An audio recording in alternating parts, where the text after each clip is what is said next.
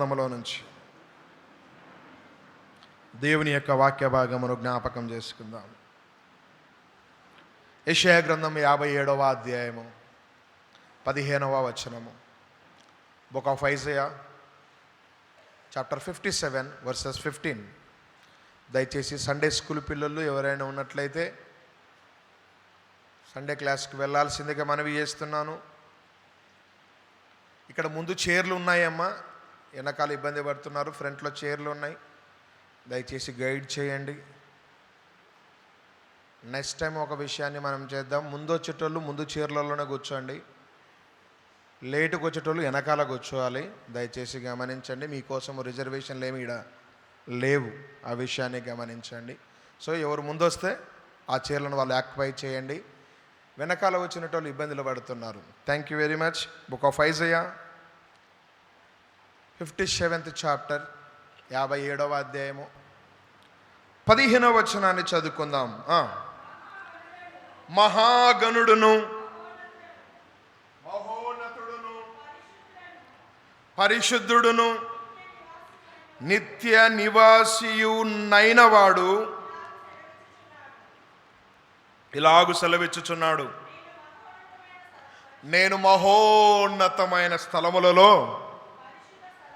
పరిశుద్ధ స్థలములలో ఎక్కడ పరిశుద్ధ స్థలములలో నివసించువాడను, అయినను వినయము ఏంటి వినయము, ఈ పదం ఒకసారి ఏంటి, వినయము గలవారి ప్రాణాన్ని ఏం చేస్తాను, ఉజ్జీవింపజేస్తాను, నలిగిన వారి ప్రాణమును ఉజ్జీవింపచేయుటకును వినయము గలవారి యొద్దను దీన మనసు గలవారి యొద్దను నివసించుచున్నాను. ఆమేన్.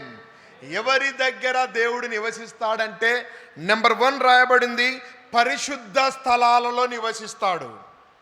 నాయన ఎక్కడ ఆయన ఏమై ఉన్నాడో చెప్తున్నాడు. ఆయన గురించి రాయబడింది, ఆయన మహాగణుడు. రెండవది మహోన్నతుడు, ఆయన మూడవది పరిశుద్ధుడు, నాలుగవది నిత్య నివాసి, ఆయన ఎప్పటికీ ఉండేటువంటి వాడు. ఆయన సెలవిస్తున్నటువంటి పదాలు ఇవి. మన దేవుని యొక్క గుణగణాలను ఇక్కడ రాయబడింది. మహోన్నతుడు, మహాగణుడు, పరిశుద్ధుడు, నిత్య నివాసి. ఆయన చెప్పే విషయాలు ఏంటివంటే నెంబర్ 1, నేను పరిశుద్ధ స్థలములలో ఉంటాను. ఎక్కడుంటాను? పరిశుద్ధ స్థలాలు. నేను నమ్ముతున్నాను ఈ మందిరం పరిశుద్ధ మందిరం. ఈ మందిరం అవునా కదా? మందిరము పరిశుద్ధ మందిరం. అన్యజనులకి ఇది ప్రార్థన మందిరం అనబడును. బైబిల్లో రాయబడిన పదము. అన్యజనులకి ఇది ప్రార్థన మందిరం అనబడును. ఈరోజు దేవుని మందిరంలోకి వచ్చినటువంటి మనము, ఆయన పరిశుద్ధుడు గనక ఆయన పరిశుద్ధ స్థలంలో ఉంటాడు. ఈరోజు దేవుడు మనలందరినీ ఏం చేయడానికి పిలిచాడంటే పరిశుద్ధ పరచబడుటకే మనము పిలువబడితిమి. ఆమేన్. ఏం చేయబడడానికి పిలువబడ్డామయ్యా? పరిశుద్ధ పరచబడడానికి పిలువబడ్డాం. పిలువబడినటువంటి మనము, వాక్యము సెలవిస్తుంది, ఎవరిని ఆయన బలపరుస్తాడు, ఎవరి జీవితాలలో ఆయన కార్యాలు చేస్తాడంటే అక్కడ రాయబడింది నెంబర్ 1, వినయము గలవారిని. ఎవరిని? వినయము. వినయం అంటే వినయ్ పేరు కాదండి. What is the meaning of వినయం? వినయం అంటే అర్థం ఏంటి? ఒబీడియన్స్, లోబడము. లోబడే వారి ప్రాణాన్ని ఆయన ఏం చేస్తాడంట? ఉజ్జీవింపజేస్తాడు. నెంబర్ 2, నలిగిన వారి ప్రాణాన్ని ఉజ్జీవింపజేస్తాడు. ఈరోజు దేవుడు అద్భుతమైనటువంటి విషయాన్ని మనతో మాట్లాడడానికి ఇష్టపడుతున్నాడు. నేను నలిగిపోయాను పాస్టర్ గారు, నేను కృంగిపోయాను పాస్టర్ గారు, నాకంత సంతోషం లేదండి, నాకంత నెమ్మది లేదండి అని ఒకవేళ మనం అనుకుంటూ ఉంటే, ఈరోజు వాక్యం సెలవిస్తుంది, దేవుడు నీతోనే మాట్లాడుతున్నాడు, దేవుడు మనతోనే మాట్లాడుతున్నాడు. దేవుడు ఎవరి పక్షాన ఉంటాడంటే, వినయము గల వారి పక్షాన, నలిగిన వారి పక్షాన. ఎవరెవరి పక్షాన ఉంటాడు? వినయము గల వారి పక్షాన ఉంటాడు, నలిగిన వారి పక్షాన ఉంటాడు. అయ్యా నా జీవితంలో సంతోషం లేదు, అయితే నీ పక్షాన ఉంటాడు. అయ్యా నేను ఫలానా విషయంలో ఇబ్బంది పడుతున్నాను, అయితే నీ పక్షాన ఉంటాడు. ఈరోజు దేవుడు ఉండేది ఎవరి పక్షాన అంటే, వినయము గల వారి పక్షాన, నలిగిన. ఈ రెండు విషయాలు గుర్తుపెట్టుకోండి, వాక్యంలో ముందుకెళ్దాం. ఈరోజు నువ్వు ఏ విషయంలో నలిగిపోయి ఉంటే, కృంగిపోయి ఉంటే, నువ్వు బాధపడుతూ ఉంటే, ప్రియ సహోదరి సహోదరుడా, నీ పక్షాన ప్రభు ఉన్నాడు. Amen, amen. ఆయన విడిచిపెట్టేవాడు కాదు. మనుషులు మన జీవితాల్లో మేలులు చేయకపోవచ్చేమో, కానీ ప్రభువు ఖచ్చితంగా మన జీవితాలలో మేలులు చేస్తాడు. మేలులు చేయకుండా ఆయన ఉండలేడు, సహాయము చేయకుండా ఆయన ఉండలేడు, కార్యాలు చేయకుండా ఆయన ఉండలేడు. ఈరోజు చదవబడినటువంటి వాక్య భాగంలో ఈరోజు మన ఎల్ దేవదాస్ గారు వాక్యం చదివారు. ఉన్నారా? వస్తాడు లేడా? ఆ వాక్య భాగంలో ఉన్నటువంటి ఒక విషయాన్ని ఈరోజు మనం ధ్యానం చేయబోతున్నాము. అందరూ సంఖ్యాకాండము 11వ అధ్యాయానికి వచ్చేసేయండి నాయన. Book of numbers 11th chapter. Book of numbers 11th chapter. సంఖ్యాకాండము 11వ అధ్యాయము. సంఖ్యాకాండము 11వ అధ్యాయము. మొదటి వచనం ఎవరైనా నాయన, మొదటి వచనం అమ్మా. జనులు ఏం చేస్తున్నారంట? వారి యొక్క ఆయాసమును గూర్చి. అమ్మ ఏం చేస్తున్నారు? ఏం చేస్తున్నారు? జనులు వారి యొక్క ఆయాసాన్ని గూర్చి సనుగుతున్నారు. దేవునికి నచ్చని విషయాలలో అతి ప్రాముఖ్యమైనటువంటి విషయము సనగడం. అయ్యా ఏంటి ఈ పదం? మళ్ళీ ఒకసారి చెప్పండి. ఏంటి? సనగడం, గొనగడం.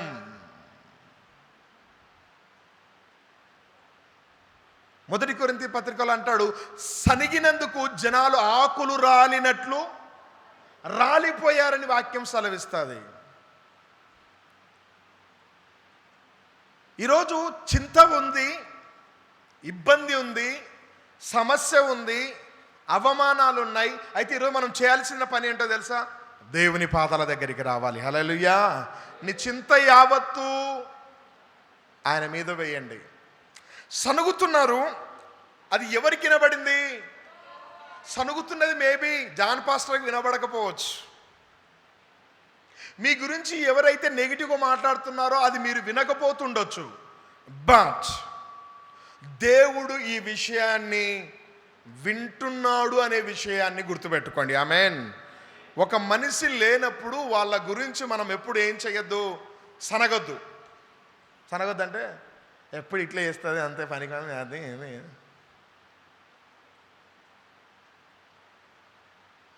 లేనప్పుడు వాళ్ళ గురించి ఏం చేయొద్దు? సనగొద్దు.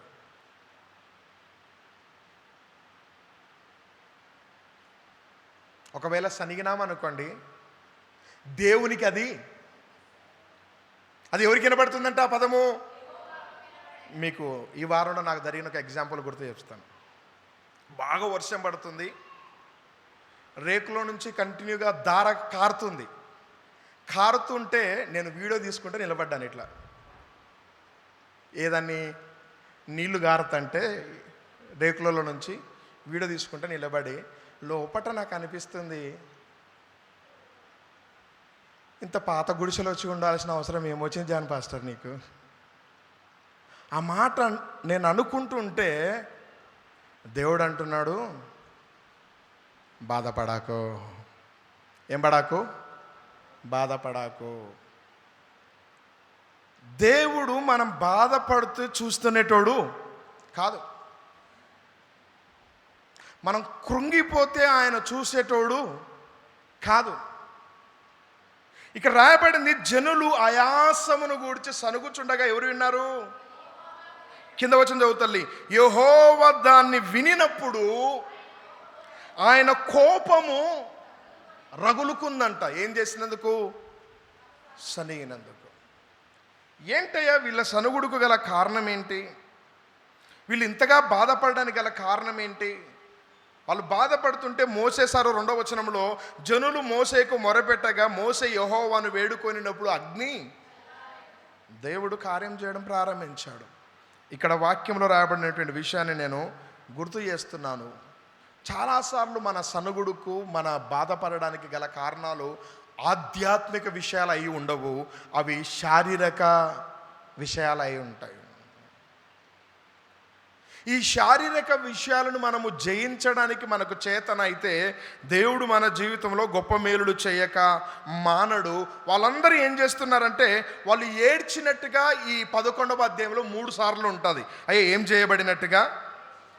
ఏడ్చినట్టుగా. మీరు చూడండి 11వ అధ్యాయంలో వాళ్ళు ఏడ్చిన సందర్భాలు. నాయన సంఖ్యాకాండము 11వ అధ్యాయంలో వాళ్ళు ఏడ్చిన సందర్భాలు మీకు నేను 4వ వచనంలో గుర్తు చేస్తున్నాను. 10వ వచనంలో కూడా ఆ పదం ఉంది. 10వ వచనంలో కూడా ఉంది. 10వ వచనం ఎవరికైనా దొరికిందా?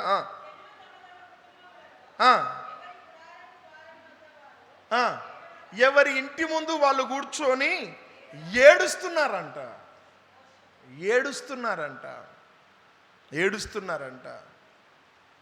ఈరోజు నేను అంటాను, ఏడ్చే ఏడుపు మనుషుల దగ్గర కాదు కానీ దేవుని దగ్గర ఏడవాలి.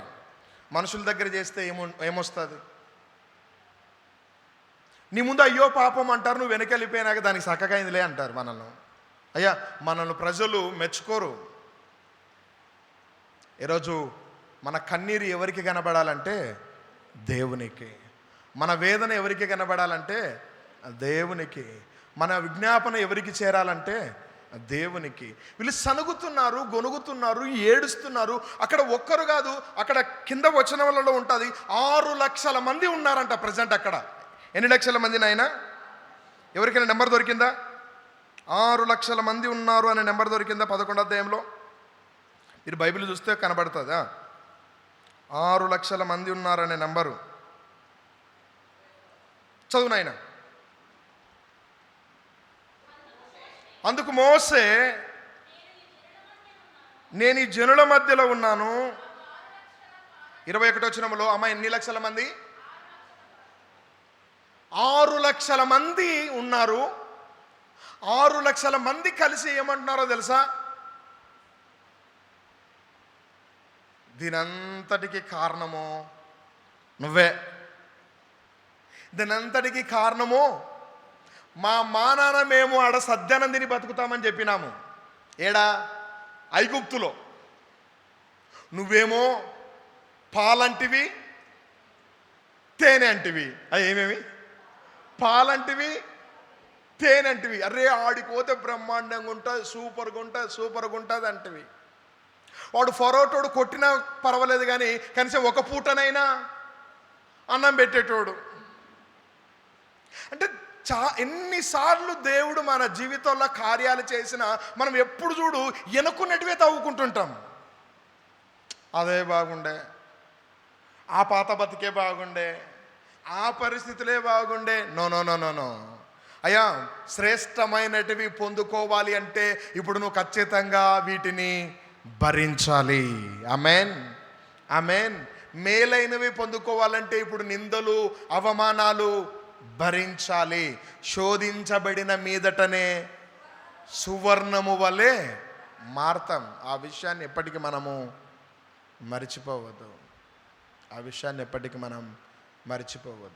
వాళ్ళు ఏడుస్తున్నటువంటి ఏడుపు దేనికంటే, అయ్యా నెంబర్ 1 చూడండి, మనం ఇంతవరకు చదువుకునేటువంటి వాక్య భాగంలో 5వ వచనంలో మాకు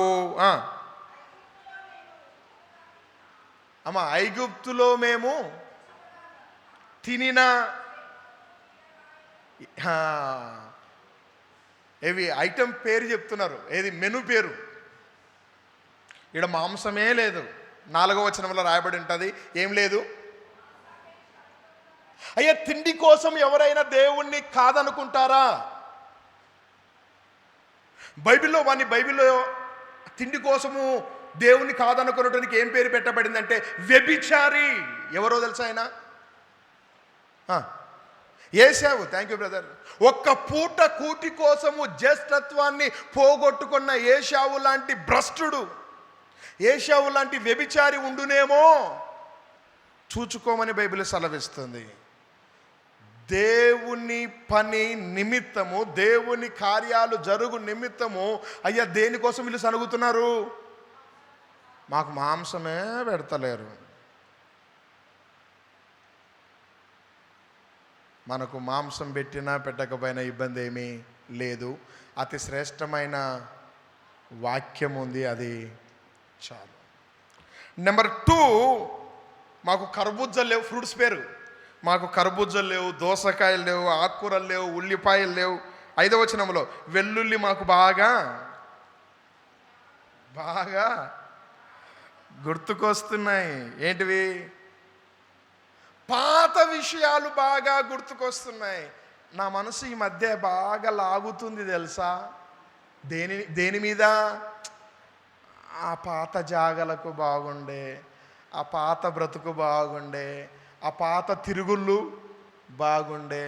అయ్యా, పాతవి గతించెను, వాటిని ఒకసారి విడిచిపెట్టినాక ఏం చేయొద్దు, వాటి వైపు చూడొద్దు. దానికి బైబిల్ 2 ఎగ్జాంపుల్ చెప్పింది. కుక్క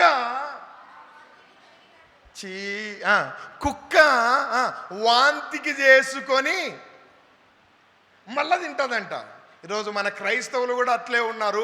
ఒక్కసారి నేను గట్ల ఉండను ప్రవ్వా అంటారు దేవుని సన్నిధిలో, మళ్ళా గవే పనులు చేస్తారు. వాళ్ళని బైబిల్ దేంతో పోల్చిందంటే కుక్కలు. మీరు డైలాగ్ వేయచ్చు, కుక్క విశ్వాసానికి గుర్తు. అది బైబిల్ ఏం చెప్పలేదు అట్లాంటివి. ఒక్కసారి లోకాన్ని వదిలేసినట్టే ఉండాలి. ఒక్కసారి ఆ క్రియలను మనం వదిలేసినట్టే ఉండాలి. చివరి వరకు ముందున్న వాటి వైపు చూస్తూ గురి యొద్దకే. దేనికి? ఎక్కడికి బ్రదర్? బయటికి కాదు, గురి యొద్దకే. మనందరి గురి ఒకటే, పరలోకము. ఆయన ఉండే జాగలోకి మనం కూడా వెళ్ళాలి. దానికోసం ఈ ప్రయత్నం. ఈ భూమి మీద నువ్వు ఎంత బలవంతుడు అయినా, ఎంత మేధావైనా, ఈరోజు బలం ఉందని ఎగిరిపడుతున్నావేమో, ఈరోజు డబ్బు ఉందని ఎగిరిపడుతున్నావేమో, ఈరోజు పేరుందని ఎగిరిపడుతున్నావేమో, అమ్మ ఈరోజు నీది నడుస్తుందని ఎగిరిపడుతున్నావేమో, ఒకరోజు ఏది నీది నడవదు. మనం పాడే పాటలో లాస్ట్ చరణం ఉంటుంది. అదే ఆ రోజులో లాస్ట్ చరణము ఏముంటుందంటే, ధనము చూసి దగా పడకుమా, బలము చూసి. దేన్ని చూసి? ధనము చూసి, బలాన్ని చూసి. ఈరోజు మంది నడుస్తుంది కదా అనేసి మనం పరిగెత్తినామనుకో, ఒకరోజు బోర్ల బక్కల పడతాము. అందుకే ఈరోజు మనం నడుస్తున్నా, కూర్చున్నా, పరిగెడుతున్నా నాది ఏమి లేదయ్యా, నా యేసయ్యదే అని చెప్పుకుంటూ మన ప్రయాణాన్ని కొనసాగించాలి. ఆమేన్. నాదేమీ లేదు. ఎవరిది? ఇక్కడ మోసే భయంకరంగా నలిగిపోతున్నాడు జనాల మధ్యలో. ఎంతగా నలిగిపోతున్నాడంటే, ఆ రోజు సిచ్యువేషన్ ఏమొచ్చిందంటే, నువ్వు మాంసం పెడతావా చంపేయాలా అన్న దగ్గరికి వచ్చినారు వీళ్ళు. ఎంతమంది?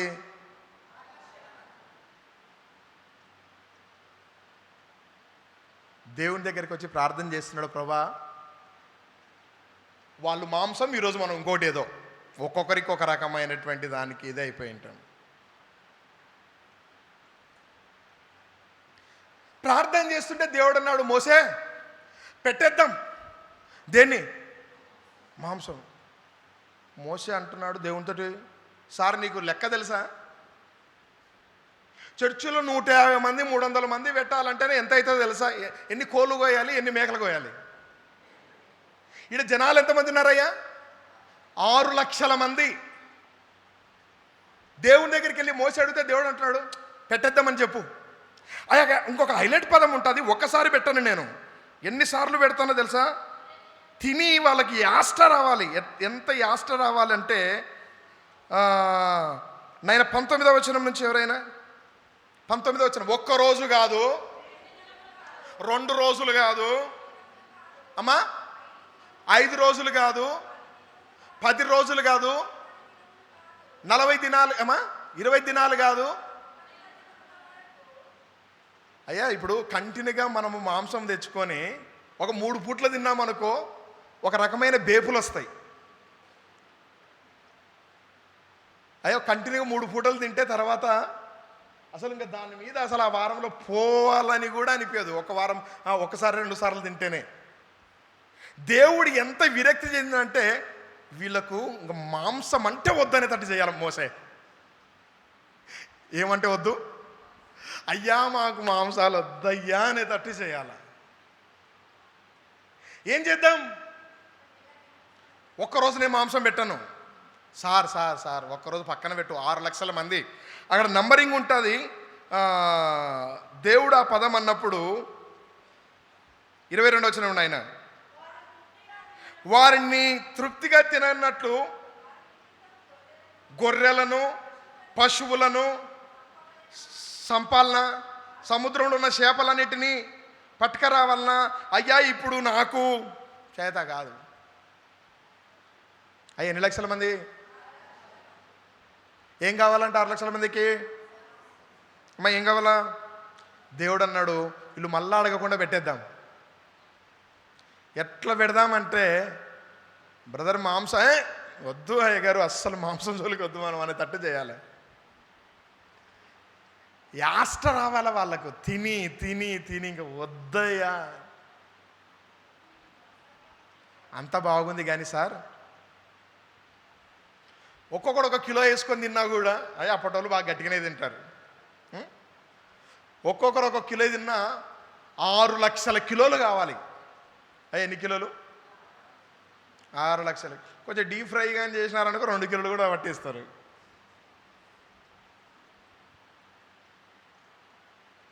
అంత సమృద్ధి ఇప్పుడు నా దగ్గర లేదు. దేవుడు అన్నాడు నువ్వు ఎప్పుడు చూడు నీ వర్షంలోనే ఆలోచిస్తుంటావు మోసే, నేను పెట్టమని నేను చెప్పినానా? మరి వాళ్ళందరూ పెడతానంటే నెక్స్ట్ నా దగ్గరికి వచ్చి కూర్చుంటారు. సార్ పెడతానన్నావు కదా, ఏం పట్టుకొస్తున్నావు అని నా దగ్గర కూర్చుంటారు.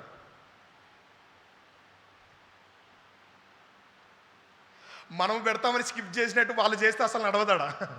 వాళ్ళు చాలా భయంకరం వాళ్ళు.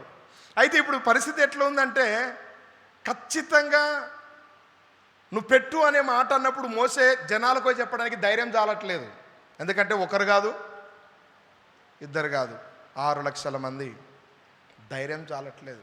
ఇప్పుడు దేవుడు ఒక పదం అన్నటువంటి పదం తల్లి 23వ వచనంలో అందుకు యెహోవా ఇట్లా నేను యెహోవా నాకు యెహోవా బాహుబలము కరువైనదా తక్కువైనదా? నా మాట మీ ఎడల నెరవేరునో లేదో ఇప్పుడే చూచు. అయ్యా దేవుడు ఏదైనా చేస్తానంటే దేవుని శంకించొద్దు, దేవుని డౌట్ పడొద్దు. అట్టట వస్తుంది అంత ర్యాంకు అనొద్దు. ఆయన ఇస్తానంటే ఇస్తాడు. అది ఎలా సాధ్యము అనొద్దు. మాట ఇచ్చింది ఎవరు? ఆయన కార్యాన్ని ఆయన ఎట్లయినా చేసుకుంటాడు. మోషేకు దేవుడు టెస్ట్ ట్రయల్ ఇద్దామని చూస్తున్నాడు. మోసే ఎన్ని రోజులు తల్లి? 30 రోజులు. రోజు ఏంది బ్రదర్? మాంసం. తెల్లారేసరికి దేవుడు కొంచెం గాలిని పంపించండి. మళ్ళీ చెప్తున్నాను, దేవుని వెపన్స్ 5 ఉన్నాయి. ఏంటివి? ఏంటే? నింగి, నేల, నిప్పు, నీరు, గాలి. ఇవన్నీ దేవుని వెపన్స్. నువ్వు కానీ మాటినావు అనుకో, బండి స్కిట్ అయి పడిపోతావు అంతే. రోడ్డు బాగుండే తెలుసా? ఏం బాగుండే? రోడ్డు బాగుండే, అట్టెట స్కిట్ అయి పడ్డాను. దేవుడు అంతకుముందు నీకు 2-3 సార్లు అలర్ట్ ఇచ్చింటాడు. ఓ బగాయిస్తున్నావు, కొంచెం అరాంగ ఓ రాదు అని ఇంతకుముందు చాలామంది చెప్పింటారు మనము బుర్రో అని పోతుంటాం. అంత సాపిగున్న రోడ్డు, అసలు అది యాక్సిడెంట్ జరిగే జోను కానే కాదు. అయినా ఎట్లయిందో ఏమో టక్కర్ అయిపోయింది. అయ్యా దేవుడు ఎవరికి చెప్పింటాడు? కొంచెం చెప్పింటాడు, మనోడు బాగా ఎగిరిపడుతున్నాడయ్యా, ఒక్కసారి అట్లా షేక్ చేయి. ఒకసారి ఇట్లే మనోళ్ళు మాట వినకపోతే ఏది నోరు తెరిచింది? భూమి నోరు తెరిచింది. ఈడ ఉన్న భూమి ఇట్లా కానీ తెరుచుకుంది అనుకో, అందరం లోపలికి వెళ్ళిపోతాం. మన కోసం పరదేశం పాట పట్టులు ఎవరు మళ్ళీ. అయ్యా ఎంత ఎంత అల్పమైన బతుకులు మనవి తెలుసా? 2 నిమిషాలు ముక్కు బీగపడితే చచ్చిపోయే బతుకులు మనవి. ఓ మనం ఎగిరి పడతామయ్యా, ఇంకా మారం మనం, అంతే, మన బతుకులు మారం. బైబిల్ చెప్తుంది, మీరు నీటి మీది బుడగలాంటిది మీ జీవితం, అంతలో పచ్చగా ఉండి ఎండిపోయే పువ్వు లాంటిది మీ జీవితం అని అన్నా. మనం అంటాము, దునియాలో నా అంతటోడు ఎవడన్నా ఉన్నాడు? గట్టిగా 2 నిమిషాలు గుండెకాయ పట్టేసింది అనుకో, ఎక్కువసేపు అవసరం లేదు, ఆగం అవుతామా? ఎందుకయ్యా మనకి ఆరాటాలు పోరాటాలు? ప్రభా, ఏమైతే అయ్యున్నానో అదంతా నీ వల్లనే, నీ దయనే, నీ కృప తప్ప ఏమీ లేదని చెప్పుకుంటా బ్రతకాలి. దేవుడు గాలికి చెప్పిండు. మీరు మళ్ళీ గాలి అంటే గాలి దేవుడు అనగలరు? గాలి దేవుడు, వానదేవుడు అసలు ఏది లేరు, అవన్నీ ఆయన ఆయుధాలు. గాలికి చెప్పిండు, ఒక రౌండ్ ఇట్లా పోయి అట్లా సముద్రం మీద అరుచుకొని రాపో అని చెప్పిండు. అయ్యో ఒకసారి అక్కడ రాయబడి ఉంటుంది నాయన, కింద చదవండి బ్రదర్, ఎవరైనా కింద చదవండి. దేవుడు చెప్పినటువంటి విషయాన్ని మీకు నేను గుర్తు చేస్తాను. 31 నాయన, యెహోవా సన్నిధి నుండి ఒక గాలి బయలుదేరింది. అమ్మ ఏది అయ్యా? గాలికి ఎదురు పోవడం మన వల్ల? రేకులు ఎగిరిపోవడం చూసినాం గాలికి, చెట్లు ఇరిగిపోవడం చూసినాము. ఇక్కడ సముద్రమే అడుగు నుంచి వణికిపోతుంది. ఇక్కడ అక్కడ రాయబడింది, యెహోవా సన్నిధి నుండి గాలి వచ్చింది. అయ్యా గాలిని ఎవరు పంపుతున్నారు? దేవుడే. ఎవరి కోసం పంపిస్తున్నాడు? తన ప్రజల కోసం, మన కోసమే. గాలి ఒకసారి లెఫ్ట్ రైట్ కొడితే ఒక మనిషి ఒక రోజు ఎంత దూరం నడుస్తాడో అంత దూరం. అయ్యా మామూలుగా పెద్దలు ఎవరైనా, మనిషి ఒకవేళ ఒక రోజు అంతా నడిస్తే ఎన్ని కిలోమీటర్లు నడవచ్చు? మాకేం తెలుసు పాస్టర్ గారు, బుర్ర అని పోయేటోళ్ళం అంటారు. అందుకే ఎవరైనా పెద్దోళ్ళు అన్నా, అయ్యా వాకింగ్ చేసేటోళ్ళు నడిస్తే ఒక రోజు ఒక 5 కిలోమీటర్లు నడుస్తామా? ఓ 10 నడుచుకుంటూ పోతే ఒక రోజులో 10 కిలోమీటర్లు నడవచ్చు కదా? వేరే నడిచమని చెప్తున్నాడు, 10 కిలోమీటర్లు అవుతామని, సంతోషం. అయితే 10 కిలోమీటర్ల దూరము పొడవున 2 మూరల ఎత్తున. అయ్యా 2 మూరలు ఎంత ఉండొచ్చు? ఈ టేబుల్ 2 మూరలు ఉండొచ్చు కదా కింద నుంచి? 2 మూరలు అంటే 3 ఫీట్, 3 అడుగుల ఎత్తు, 10 కిలోమీటర్ల పొడవు, ఇంకా వెడల్పు కూడా రాసి ఉంటుంది. అంత దూరము చేపలు గుట్టలుగా వచ్చి పడ్డాయంట. దేంట్లోకి గాలి కొడితే? సౌతల్లి సముద్రానికి గాలి కొడితే సముద్రంలో ఉన్న చేపలన్నీ ఎక్కడొచ్చి పడ్డాయి? అయ్యా నువ్వు చేపలు పట్టినావా? ఎవరు పంపించినారు చేపలు? దేవుడే. అంతమందికి చేపలు పట్టాలంటే ఎంతమంది పోయి పట్టాలి? అయ్యా మనోడు ఒక్కడన్నా పోయి గాలం పట్టుకొని నిలబడ్డా? లేదు. ఒకరన్నా వల వేసినారా? అబే లేదు. ఆ కింద వచనంలో రాయబడి ఉంటుంది నాయన, చూడండి.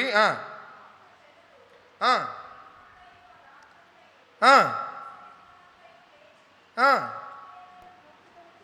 అయ్యా భయంకరంగా వచ్చి పడ్డాయి మనోళ్ళు. తింటే ఇది పండ్లలో ఇరుక్కపోయినాయంట ముక్కలు.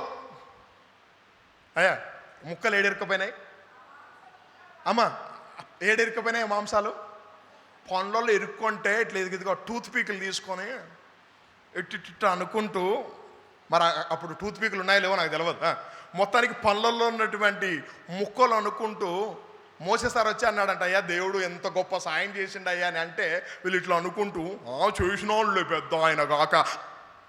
ఏంది చేసినాడులే ఆయన గాక. అయ్యి ఇప్పుడు వాళ్ళని దేంతో కొట్టాలనిపిస్తుంది? అంత కార్యం చేసినాక, వాళ్ళ కోసం అన్ని కిలోమీటర్లు పంపించినాక, అంత ఎత్తున వాళ్ళ కోసం సమృద్ధి అయిన ఆహారం ఇచ్చినాక, తిన్న ముక్కలు ఇంకా అరిగిపోలేవు. ముక్కలు ఎక్కడున్నాయి? పండ్లల్లో ఉన్నాయి. అయినా కూడా ప్రభా ఇచ్చిన నీకు వందనాలని చెప్పకుండా ఏమన్నారో తెలుసా? ఇచ్చినాడులే ఆయన గాక. అంటే దేంతో కొట్ట? దేవునికి ఎంత నియతి లేని డాష్ డాష్ అనుకొని ఉంటాడు. అక్కడ రాయబడిన పదం చూడండి, ఆయన దేవునికి అనిపించిందంట. 33 బ్రదర్ అందరు చదవాలి. 33 వచ్చింది చూడండి. ఆ మాంసము వాళ్ళ పండ్ల. అయ్యా ప్రకాష్ గారు ఎక్కడ ఇరుక్కున్నాయి? నువ్వు పళ్ళ సందులు అంటే నేనేదో అన్నాను అనుకోగలను, అందుకే రెఫరెన్స్ చూపిస్తున్నా. ఎక్కడ ఇరుక్కున్నాయంట? అవి పండ్ల సందులలో ఇరుక్కున్నాయంట. అవి నమలక ముందే అమ్మా ఏమొచ్చింది? మనోళ్ళకు వచ్చినాయ్యా రోగాలు. ఏం రోగాలు? మరి ఫైల్స్ వచ్చినాయో ఏమొచ్చినాయో నాకు తెలియదు, కానీ ఆగమాగమవుతున్నారు. ఆ టైంలో ఎంతమంది చచ్చిపోయినారంటే 34వ వచనంలో ఒక పెద్ద రోగం వచ్చి ఆ మాంసం కోసం అతిగా ఆశపడిన వారు ఆ స్థలములో ఏం చేయబడ్డారు? పాతి పెట్టబడ్డారు. ఇక నన్ను ఒక మాట చెప్పనివ్వండి, ఎవరి మీదనన్నా సనగండి, కానీ దేవుని విషయాలు సనగాకండి, మీకు మంచిది కాదు. ఆమేన్. కడుపు నిండా పెట్టినట్టే ఉంది, కానీ తీసుకుపోయి ఏం చేసిండు? చంపిపడేసిండు. ఎందుకు? ఇచ్చిన దానికి ఏం లేదు వాళ్ళకి. ఈరోజు అందరూ ఒక మాట చెప్పండి, ప్రభా నేను బ్రతికున్నానంటే నీ కృప. కొద్దిమంది చెప్తలేరు, తీసుకుపోతాడు. ప్రభా నేను బ్రతికున్నానంటే నీ కృప, నువ్వు నాకు ఇచ్చిన ఆయుస్సును బట్టి నీకే వందనాలు, నేనేమై ఉన్నానో నీ దయనే. ఆమేన్. ఇచ్చిన దానికి వీళ్ళు నమ్ములుకుంటే ఏమన్నారు? ఇచ్చిండులు ఆయన గాక. అంటే ఏం లేదయ్యా వీళ్ళకి. మీకు అర్థం కావడానికి చెప్తాను. మిమ్మల్ని ఒకరు పిలుచుకపోయేసి మంచి బిర్యానీ తినబెట్టినాక ఏమరా కడుపుండే తిన్నావా అని అన్నప్పుడు పెట్టించిన వాళ్ళే నువ్వు గాక బిర్యానీ అంటే అయ్యా ఏమొస్తుంది దాసన మీకు? వీడికి ఎంత పెట్టినా నియత లేదు వీడికి. సేమ్ దేవునికి వచ్చేసింది అక్కడ. వీడికి ఎంత చేసినా లాభం లేదు. కృతజ్ఞత అనేది చాలా అవసరం సంగమా. కృతజ్ఞత అంటే డబ్బులనే అనుకోకండి. ప్రతి విషయంలో మన మాట, మన పలుకు, మన క్రియలు, మన సమయము అన్నీ ఆయనకి ఇవ్వాలి. నువ్వు కృతజ్ఞత లేకపోతే నువ్వు మేబీ ఈరోజు బాగున్నాడు అనుకుంటుండొచ్చు, కానీ నీకు తెలియదు ఆడ పాతి పెట్టబడతావు అన్న విషయము. హల్లెలూయా. ఏ మాంసం అయితే తిని మేబీ తిన్న బొక్కలలో అట్లా వడ్డీ ఉంటాయి, అదే బొక్కలలో వీళ్ళు పాతి పెట్టినారు. శాపం. ప్రారంభంలో ఒక మాట, మోసే లెక్క ప్రకారం ఇవన్నీ వింటూ ఆయన అన్న ఒక విషయాన్ని మీకు నేను గుర్తు చేస్తాను చూడండి. ఆయన 11వ అధ్యాయంలో మోసే బాధపడుతున్నాడు. ఎంతగా బాధపడ్డాడంటే 11వ వచనం 11వ అధ్యాయం 11వ వచనం. యెహోవాతో ఇట్లా నేను, అయ్యా నువ్వేలా నీ సేవకుడనైనా నన్ను బాధ పెడుతున్నావు? అయ్యా నువ్వెందుకు నన్ను ఇబ్బంది పెడుతున్నావు? అసలు ఎందుకయ్యా నన్ను ఇక్కడికి పంపించినావు? ఎవరు? మోసే సార్ బాధపడుతున్నాడు. ఎందుకు సార్, ఎందుకయ్యా నన్ను ఇబ్బంది పెడతావు? చదువుతల్లి. నీకు నా మీద కటాక్షం రానియక ఇంతమంది భారం నా మీద ఎందుకు వేస్తున్నావు? నేనేమన్నా వీళ్ళని గన్నానా? అమ్మ అక్కడ పదం అదేనా? నేనేమన్నా వీళ్ళని గన్నానా? వీళ్ళు ఏమన్నా నాకు పుట్టినారా, మా నాయన పుట్టినారా, ఇట్లాంటి పదాలు అక్కడ ఉంటాయి. నేనెందుకు భరించాలి సార్ ఇదంతా, నాకెందుకు సార్ ఇదంతా? దేవునికి అర్థమైపోయింది. మోసే మెంటల్గా ఎంత డిప్రెషన్లోకి వెళ్ళిపోయిండో దేవునికి అర్థమైపోయింది. అక్కడ మోసే సార్ అంటాడు, ఇంకా నా వల్ల కాదు సార్, నన్ను చంపేసేయి, నా వల్ల కాదు సారు, నన్ను చంపేసేయి, నా వల్ల కాదు, నా వల్ల కాదు. నువ్వు చెప్పిన దేశానికి వీళ్ళని నేనేమైనా తీసుకువెళ్తానా, నేనేమన్నా మోయాలనా? ఇదంతా అంటున్నప్పుడు నేను 14వ వచనము, ఈ ప్రజలందరి భారము మోయడా నా ఒక్కడి వల్ల కాదు. 15వ వచనము, నువ్వు నన్ను చంపేసేయి. ఆ పదం చదివినారా నాయన? 15th. అయ్యా ఏమంటున్నాడు ఇప్పుడైనా? బైబిల్లో చంపేసేయి అనే పదాలు ఎంత గొప్ప అయినా వాడుతుండో తెలుసా ఆయన? అంటే డిప్రెషన్లోకి వెళ్తే మీకు ఒక విషయం చెప్తాను. మన ఇండియాలో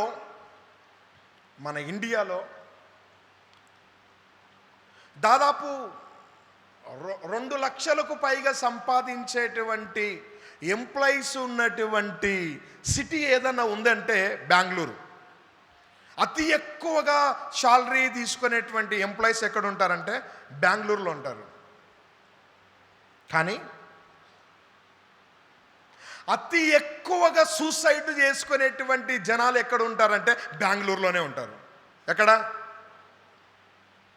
అంటే డబ్బు లేక సూసైడ్ చేసుకుంటున్నారా వీళ్ళు? కాదు, మెంటల్ టార్చర్ తట్టుకోలేక. మోసే సార్ చెప్తున్నాడు, నన్ను చంపరాదయ్యా ఊరికే ఎందుకు ఇదని. ఈ పదాలు మనం కూడా చాలాసార్లు అని వింటాం. నేను చచ్చిపోయినా బాగుండు, దేవుడు నన్ను తీసుకున్నా బాగుండు, ఆ రోజే పోయింటే బాగుండు, ఆ యాక్సిడెంట్ చచ్చిపోయింటేనే బాగుండు, అప్పుడే పోయింటే. అయ్యా దయచేసి కృంగిపోవాకండి, డిప్రెషన్లోకి వెళ్ళాకండి, బాధపడాకండి. నలిగిన వారి పక్షమున ఆయన నిలబడి ఉన్నాడు అనే విషయాన్ని ఈరోజు దేవుని సేవకునిగా నేను గుర్తు చేస్తున్నాను. ఆమేన్.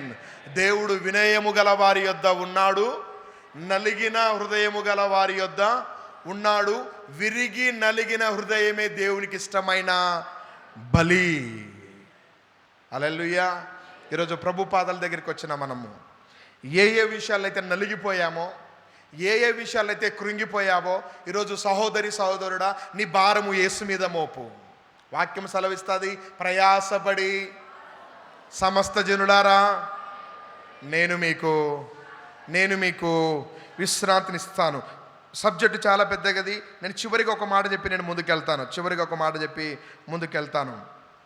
సామెతల గ్రంథం చూడండి ఆయన. ఎవరైనా సామెతల గ్రంథం 17th chapter 22 verses, book of proverbs.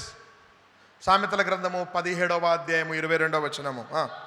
సంతోషము గల మనసు, అమ్మా ఏంటి? నీకు ఆరోగ్యంగా నువ్వు బాగుండాలంటే నువ్వు ఎట్లుండాలి? ఎట్లుండాలి? సంతోషంగా ఉండడం గొప్ప భాగ్యం. ఆమేన్. ఎప్పుడు నవ్వుతూ ఉండడం గొప్ప భాగ్యము. అపవాదికి ఏమి ఇష్టం లేదో తెలుసా? నువ్వు నవ్వడం వాడికి ఇష్టం లేదు.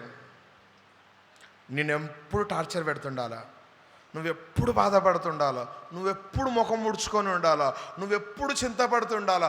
నువ్వు ఏడుచుకుంటూ కూర్చుంటే, నువ్వు బాధపడుకుంటూ కూర్చుంటే వాడు సక్సెస్, నేను గ్రాండ్ సక్సెస్ అంటాడు నిన్ను చూసి. ఎందుకో తెలుసా? నువ్వు ఏడుస్తే వాడికి సంతోషం, నువ్వు నవ్వినావనుకో వానికి ఏడుపు వస్తుంది. ఇంత టార్చర్ పెట్టినా ఏడుస్తలేడు, ఇంత బాధ పెట్టినా ఏడుస్తలేదు ఈమె. అయ్యా ఏం చేయండి? అప్పవాదిని గెలవనీయాకండి ప్లీజ్. ఏం చేయండి? దేవుణ్ణి ఆరోగ్యంగా ఉండాలంటే ఏం చేయాలని చెప్తుంది బైబిలు? సంతోషము గల మనసు ఆరోగ్యానికి కారణము. అయ్యో ఒకసారి పనులు కనబడతాడు నవ్వండి. ఏదని చెప్తా కదా పాస్టర్ గారు, నవ్వడానికి అంటారు. హల్లెలూయా. అమ్మ నవ్వడం అనేది నేను అదేమో చెప్పను, నవ్వడం రోగం, నవ్వకపోతే రోగం, అవి కాదు. ఈడ బైబిల్ చెప్తుంది సంతోషము గల మనసు ఆరోగ్యానికి కారణమవుతుంది. అదే వాక్యంలో నలిగిన మనసు ఎముకలను కూడా. అరే మనిషి, కొద్దిమందిని మీరు చూడండి, 30 ఏళ్ళు 40 ఏళ్ళకే ముసలోళ్ళు అయిపోతారు. కొద్దిమందిని చూడండి, ఆ సినిమా యాక్టర్లకు వాళ్ళకు 70 ఏళ్ళు 80 ఏళ్ళు ఉంటాయి, ఆయన పోరగాళ్ళలాగా తిరుగుతుంటారు వాళ్ళు. మనకు 30-40 ఏళ్ళకే మనం డీల అయిపోతాము, వాళ్ళు 60-70 వచ్చినా కూడా పోరగాళ్ళలాగా ఉంటారు. ప్రతిదాన్ని బ్రెయిన్లో తీసుకొని ప్రతిదాని గురించి చింతిస్తే అయ్యా ఉన్న ఇంటికెళ్ళి ఊడిపోతాయి. నువ్వు చింతించటం వలన మూరెడు ఎక్కువ చేయలేవు, మూరెడు తక్కువ చేయలేవు. మన చింత యావత్ ఎవరి మీద వేద్దాం? దేవుని మీద వేద్దాం. మోసే ఎంత చింతపడ్డాడంటే నేను చచ్చిపోతాను అన్నాడు, కానీ దేవుడు దాన్ని ఎంత ఈజీగా కొట్టేశాడు. నేను నీకు సొల్యూషన్ ఇస్తాను మోసే, నువ్వు అంత సీరియస్ కావాల్సిన అవసరం లేదు. ఒక పని చేయి, ఒక 70 మందిని పిలిపించుకో. 70 మంది ఎవరు? పెద్దలు. 70 మంది పెద్దలను పిలిపించుకో. నీ భారాన్ని షేర్ చేసుకునేటోళ్ళు. అందుకే బైబిల్ ఏం చెప్తుందంటే, మన పాపాలు మనము, ఒక మాట చదవండి, నేను యాకోబు పత్రికలో రాయబడి ఉంటుంది, యాకోబు పత్రికలో రాయబడి ఉంటుంది. నేను 5వ అధ్యాయంలో ఉన్నాను, 15వ వచనంలో ఉన్నా, 15.